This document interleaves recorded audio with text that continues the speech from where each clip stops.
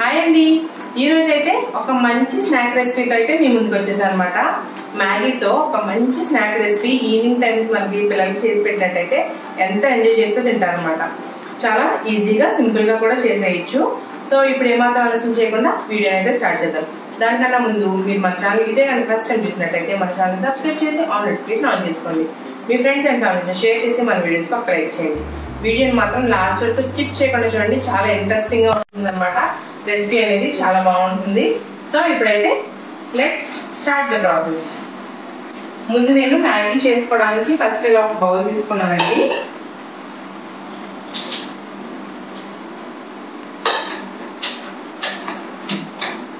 Stove on చేసి first మనం ఒక కేక్ మ్యాగీ మాత్రమే ఉడికించుకుంటున్నాను. సో 1 గ్లాస్ ఆఫ్ వాటర్ వేసుకుంటున్నాను. నేను 250 ml ఆఫ్ వాటర్ వేసుకుంటున్నాను. దీనికి పెద్ద కొలతే ఉండదండి, జస్ట్ మ్యాగీ ఉడికే వరకు ఉంచుకుంటే చాలు. దీనికి కేక్ వేసుకున్నా పర్లేదు, ఏం ప్రాబ్లం ఉండదు. మ్యాగీని అయితే ఉడికించుకోవాలన్నమాట. ఇప్పుడు ఈ వాటర్ అనేది బాయిల్ అయ్యే వరకు ఉంచుతాం. ఇప్పుడు ఇలా ఒక కేక్ మ్యాగీని అయితే తీసుకొని దీన్ని బ్రేక్ చేసుకొని అయితే వేసేసుకుందాము. ఇలా వేసేసుకొని వీటిని అయితే ఉడికించుకోవాలన్నమాట. మనకి మ్యాగీ ఎలా ఉడికింది కదండి. ఇప్పుడు దీన్ని అయితే మనం వాటర్ని స్ట్రెయిన్ చేసేసుకోవాలన్నమాట.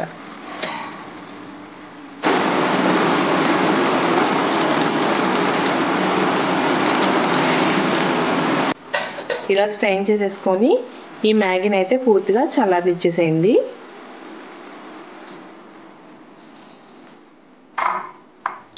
ఇప్పుడు ఒక బౌల్ అయితే ఇలా తీసుకోండి. ఇప్పుడు మనకి చల్లారిన ఈ న్యూడిల్స్ ఉన్నాయి కదా, ఈ న్యూడిల్స్ని అయితే ఇందులో వేసేసుకోండి.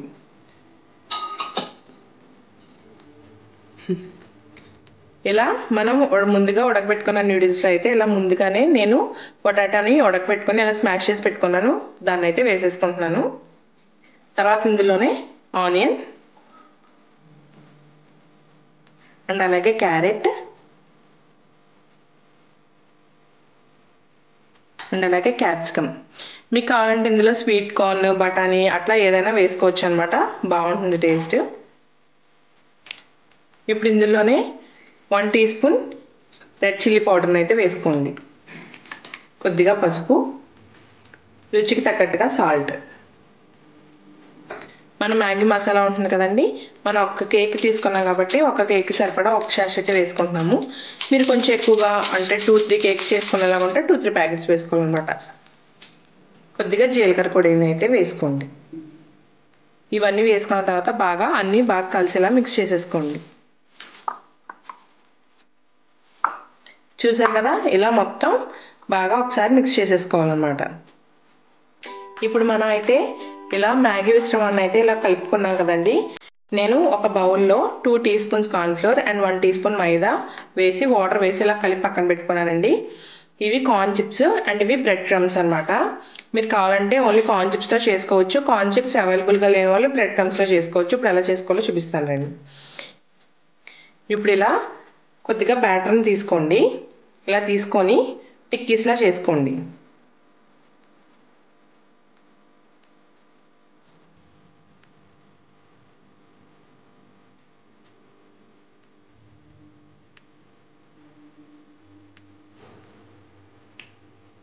ఇలా టిక్కీస్లా అయితే చేసుకోండి. ఇలా చేసుకున్న తర్వాత కార్న్ఫ్లోర్ వాటర్లో అయితే ఒకసారి డిప్ చేసేయండి. డిప్ చేసి తీసుకున్న తర్వాత ఇలా కార్న్ చిప్స్లో వేసుకొని రోల్ చేసుకోండి.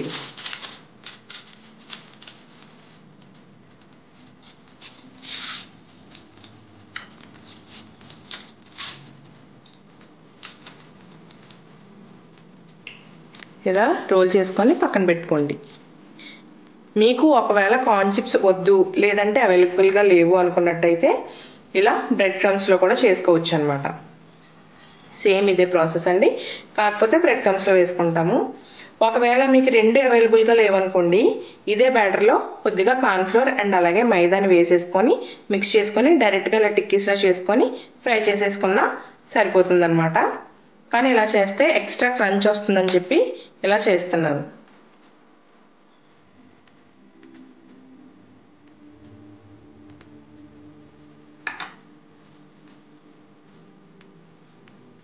ఇలా బ్రెడ్ క్రమ్స్లో కూడా చేసుకొని పెట్టుకోవచ్చు అన్నమాట. నేను మిగిలిన వాటిని కూడా ఇలాగే చేసేసుకుంటాను. ఇలా అన్నిటినీ ప్రిపేర్ చేసుకున్నానండి. ఇప్పుడు వీటిని అయితే ఫ్రై చేసేసుకుందాం. ఇలా ఆయిల్ అయితే పెట్టుకొని మీడియం ఫ్లేమ్లో పెట్టుకొని ఒక్కొక్కటి నిదానంగా ఫ్రై చేసుకోండి.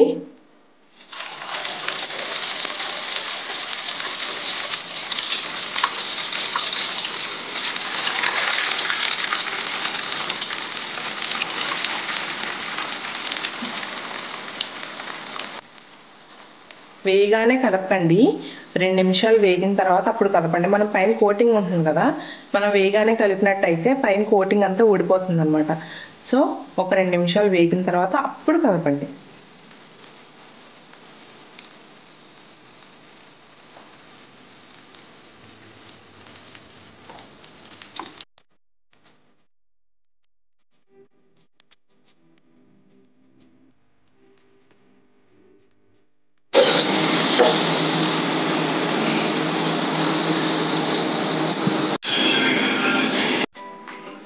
సో చూసారు కదా, మన ఈ మ్యాగీ కట్లెట్ రెసిపీ చాలా బాగుంటుందండి.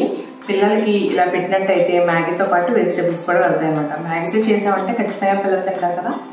సో మీరు కూడా ఈ రెసిపీని అయితే ట్రై చేసి మీకు ఎలా కుదిరిందో కామెంట్ చేయండి. దానికన్నా ముందు మీకు ఒక చిన్న ఇన్ఫర్మేషన్. మనం కార్న్తో వాటర్ కలుపుకున్నాం కదండి, అది కొద్దిగా పలచనైనట్టయితే మనకి ఈ లోపల స్టఫింగ్ అంతా విడిపోతుంది అనమాట. అలా కాకుండా ఉండాలంటే కొంచెం చిక్కగా కలుపుకోండి.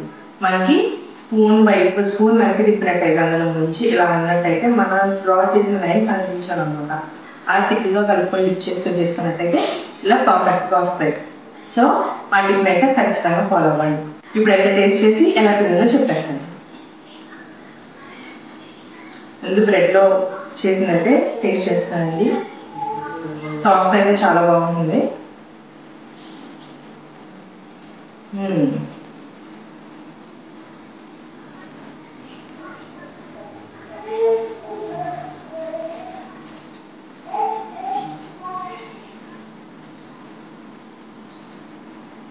చాలా బాగుంది.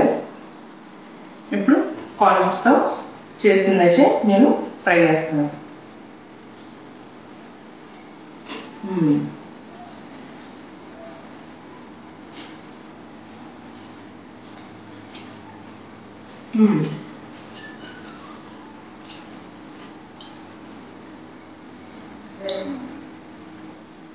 రెండు కూడా చాలా సూపర్గా ఉన్నాయి.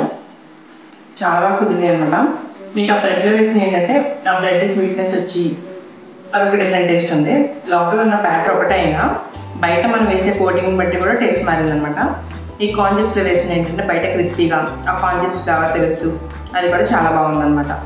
సో మీరు కూడా ఖచ్చితంగా ట్రై చేసి మీకు ఎలా కుదిరిందో కామెంట్ చేయండి. మరో మంచి వీడియోతో మళ్ళీ కలుద్దాం.